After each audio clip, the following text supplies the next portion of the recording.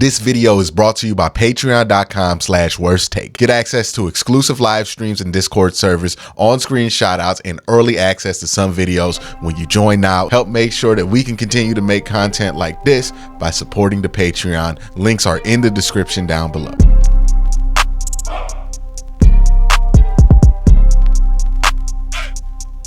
The Browns have traded a player today before their third preseason game.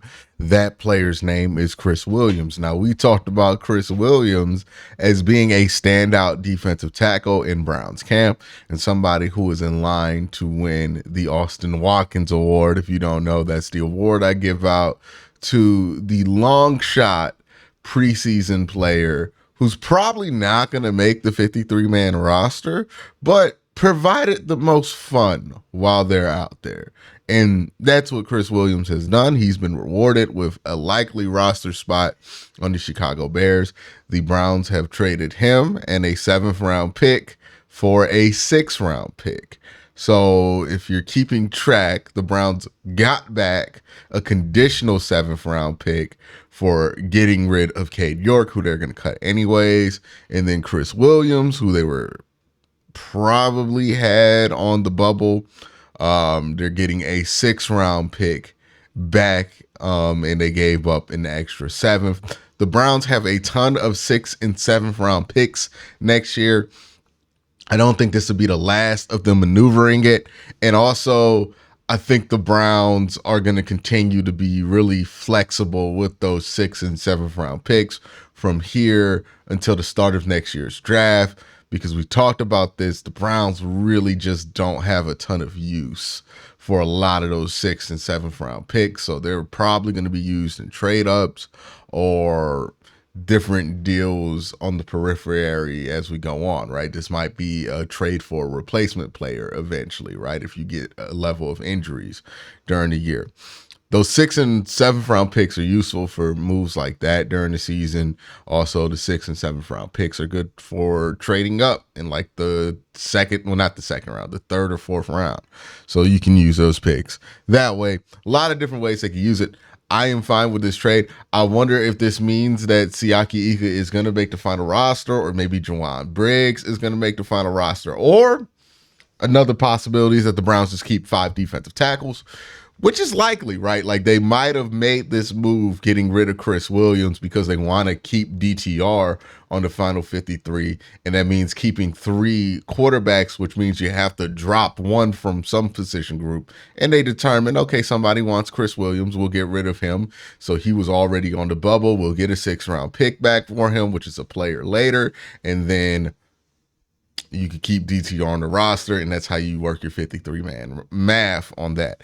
Remember, the Browns have multiple players who could start out on PUP. They have multiple players who are going to start out on the IR. But in order to put those guys on PUP and IR, they do need to make the 53-man roster. So what you're going to see on 53 cutdown day is going to be adjusted as the week goes on, because they're going to be players that they want on the active roster that will not be on the active roster because of injury designations, right? Nick Chubb is a good example of this. Potentially Naheem Hines is an example of this. We talked about possibly like Jack Conklin being an example of this. Either way, that's kind of what's going down with that trade. I like it. It's a good trade overall. It's not going to change the fortunes of the team either direction, but getting a 6th-round pick back for an extra 7th that you've had laying around in Chris Williams, you could do much worse in a trade than that. But that's not the only thing we're here to talk about. We're also here to talk about the Browns preseason game that they play at 10 p.m. tonight. I mean, I miss Thursday night preseason. Whatever happened to the Thursday night preseason game? The Browns used to be good with that. They used to play like 2 or 3 Thursday night preseason games. But apparently nobody does that anymore. The Browns love to play these preseason games late on Saturday nights. I don't get it. I don't get it. I don't like it. I much prefer these Thursday night preseason games that they used to play. But anyways, my complaints about the preseason aside, this is going to be the one. If you're going to watch any of these preseason games, you're probably going to want to watch this one, even though it's on at 10 o'clock at night. And I would like to remind you, if you're up that late and you want to watch the Browns and you want to check me out and see what my thoughts are live during the game, I will be live streaming during the Browns game. Hopefully, I'll stay awake because it is super late, but I'll be live. So even if I fall asleep, it'd be live. But all jokes aside, the Browns preseason, this is their tune-up. They play starters in this game. They're gonna play starters. Kevin has announced that they're gonna play starters in this game. The players I would not expect to play. I don't think Miles is gonna play, not because he's injured, but simply because he's Miles Garrett. He plays defensive line. There's really no reason for him to be out there. He has nothing to prove. You don't need to see anything from Miles. Why would Miles Garrett be out there? Denzel Ward, probably not going to play, even if he was cleared. Concussion. Greg Newsome, hamstring, definitely not playing. Dalvin Tomlinson, knee scope, still not cleared yet. Jed Wills, knee surgery, still not cleared yet. And then Nick Chubb, not playing. And then Jack Conklin, not playing, if you still consider him a starter. The maybe guys who are the starters here, maybe you'll see David Njoku. He's healthy. He could play if he wanted to. Or not if he wanted to, if the team wants him to. The same is true with Amari Cooper. Both of those guys have been limited at practice and done individual drills. If this were a game week, like the Browns are playing a real game this week, I have no doubt that David Njoku and Amari Cooper would be out there. No question. Same thing with Jordan Hicks. But since it's not a game week, since it is the preseason, they might be held out just to be safe. All right, so breaking news on top of the trade, Deshaun Watson has been announced by the Cleveland Browns that he will not play in the final preseason game.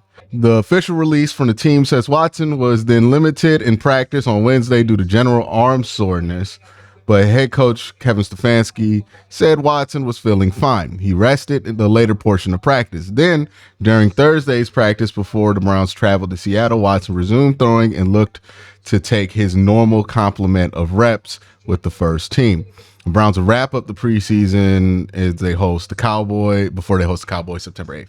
So, is this having to do with the fact that the Browns don't currently have a great left tackle plan that you would feel comfortable putting your starting quarterback on? Or does this have a ton to do with the shoulder? I don't know where they're at. Again, this is why people have Watson fatigue. It's just a bunch of constant questions. I'm slightly annoyed. I think we need to see Watson. I think Watson needs game reps. I stand by that. I don't think it's a good thing that he's not playing in the preseason. I understand the arguments are that this isn't going to make much of a difference, but I do think it will make some difference. He needs to get used to playing football. This is a guy who's played remarkably little football over the last 4 years because of suspension, and he needs to play more football. Now, if they felt like they couldn't have him play without risking a more than normal chance of injury, okay, then fine. But I want to be on record. I don't love how the Browns have operated in the preseason. I don't love how little they've played these guys in the preseason. And that does give me some concerns for the beginning of the year. That being said, the beginning of the year slate's not that difficult for the Browns. They can get out of it, and I talk about that later on in this video. But wanted to add that to the video. We want to see out of this first team offense. First thing I want to see is I got to see something from the run game. Nick Chubb likely not going to play week 1, probably not going to play for the first 5 weeks. I think the Browns will be fine without Nick Chubb for like the first 5 weeks, even the first 7 weeks. The question is, can the Browns have a run game that can sustain positive yardage on a regular basis, which means they don't need to average 5 yards a carry like they do when Nick Chubb's out there. But I do need them to get like a high 3.8 to a 4 yards a carry on first down. They need to be able to do that, right? 3 to 4 yards on first down. That's what Deontay Foreman's job is supposed to be. get 3 to 4 yards on first down. We know that that's not a good role to put Jerome Ford in. Jerome Ford is somebody you want to give selective runs to, home run hit runs to, because he's a really good home run hitter as a running back. You want to put him out of the position of having to be an every down back. We want to see this offensive line, this running game be able to manufacture 3 to 4 yards pretty much on average at will. They got to be able to do that. They must be able to maintain that. That has to happen. It's going to be a big key for the Browns winning, because the way that the Browns are likely going to win games early in the season, because they're putting a new offense together, because Deshaun Watson is, I don't want to say getting comfortable or shaking off the rust. I don't think that is true, but still getting acclimated to new wide receivers, a new way of doing things, a new sideline process. The offense is not going to be at peak form. That doesn't mean it's going to stink, but it's not going to be at peak form early in the season, and nobody's offense is at peak form early in the season. So what you want to do is dominate defensively, which the Browns are built to do. So how you're going to win these games early on is by having dominant performances on defense and being able to maintain possession on offense. How do you maintain possession?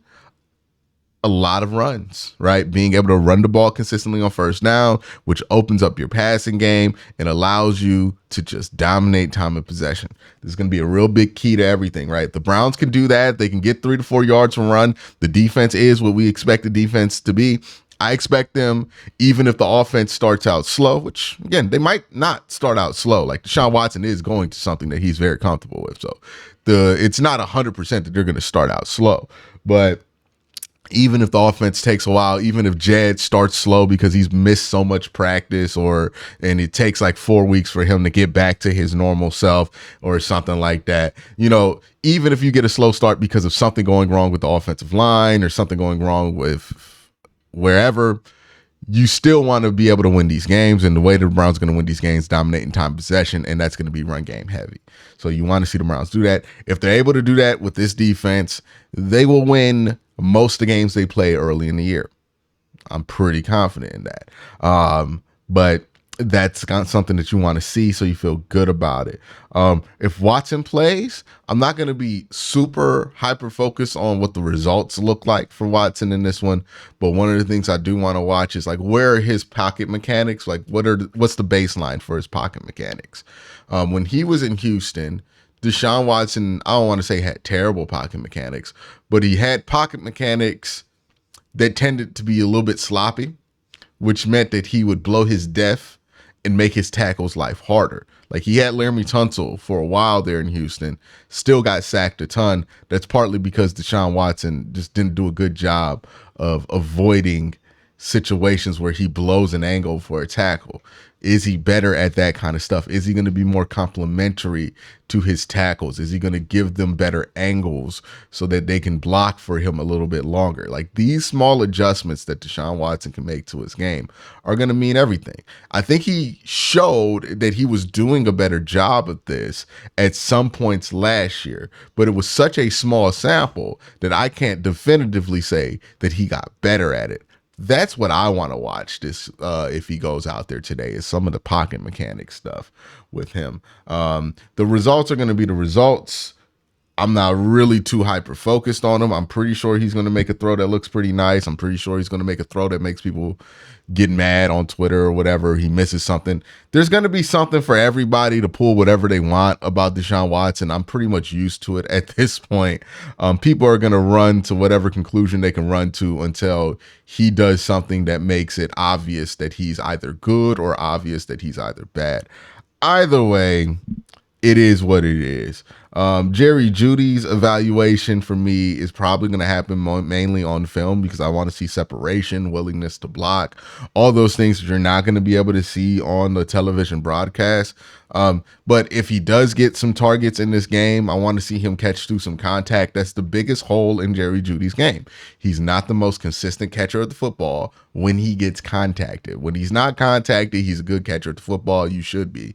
But when he gets any kind of contact, he tends to not be as good at catching the ball. So see if he could do that at a better rate. And I'm not saying like it's obvious that anybody would be a lot easier to catch the ball when they're not contacted versus when there is contact. But he drops the ball at a higher rate than normal when he's contacted. So just to clarify that point. So want to see Jerry Jeudy be able to catch through some contact. If he's able to do that well at a high rate today, I'd be very excited.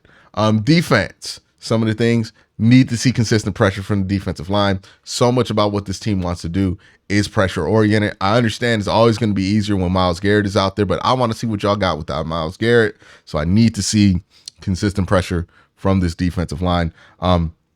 Another thing, since Denzel Ward and Greg Newsome are not going to play today, more than likely, I really want to see what the Browns' contingency plan is if Denzel and Greg Newsome are out. The reason I think this is important is because we know Denzel Ward is good to miss a game or two every season, and we know that Greg Newsome is likely good to miss a game or two because he's coming back off a hamstring injury. Like the numbers on that say that you're probably going to miss a game or two dealing with hamstring stuff after you come back from hamstring surgery. So if those two miss a game at the same time in the regular season, what is the Browns' plan? Is the plan to have Miles Harden play slot, a 6th-round rookie, and then move Cam Mitchell to the outside? Is the plan to have Cam Mitchell play his natural position, which is in the slot, and then have Miles Harden play outside? Like, what is the plan there?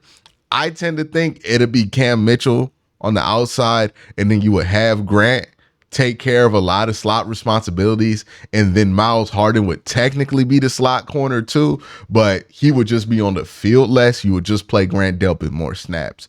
That's what I think. Well, not Grant Delpit, but Ronnie McLeod more snaps, since you would have a backup safety in there more often. That's what I think they would do, because that sounds a lot better than putting a rookie out there. If you have two injuries that you're kind of anticipating line up at the same time, I want to see what the Browns' plan is there, and if they adjust that plan if we get to the regular season. Nathaniel Watson, if he plays, I want to see him get some run with the ones. Last time he was out there, he was the Browns' highest graded defender. Want to see if there's something to that, right? Because if we can avoid playing Devin Bush at linebacker, I would really want to avoid playing Devin Bush at linebacker. So Nathaniel Watson, would love to see what we can see from him. And then the last thing I think everybody wants to see is just healthy. Right, you want to see the first team look good. You want to see the second team look good. But you also want to get out of this first half of football healthy as possible, right? All of the players who are going to play any time of consequence during the season, they're playing in that first half. You need to get out that first half healthy. You need to get out that third quarter healthy. And even the fourth quarter, you want to get out healthy just for the vibes alone. So get out healthy, stay healthy. All those things are important. Y'all have a great day. Have an even better night. Peace.